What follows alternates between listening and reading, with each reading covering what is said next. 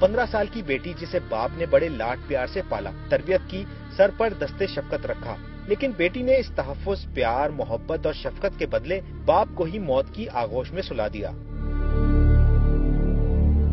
Police के मुताबिक कातिल लड़की की मोहल्ले के एक लड़के से दोस्ती थी, जिस पर वालिद को एतराज था। यही एतराज बेटी को नागवार गुजरा और उसने घर में रखी पिस्तौल से बाप को मौत के घाट उतार दिया। मेरी एक लड़के से दोस्ती थी और अब्बू मिलने नहीं देते थे, तो इसी वजह से मैंने मार दिया। पिस्तौल घर पड़ा हुआ था और प्लानिंग मेरी खुद की थी। एसएचओ के मुताबिक लड़का भी इस कत्ल में मुलव्विस था। पुलिस ने लड़की और लड़के को गिरफ्तार कर लिया।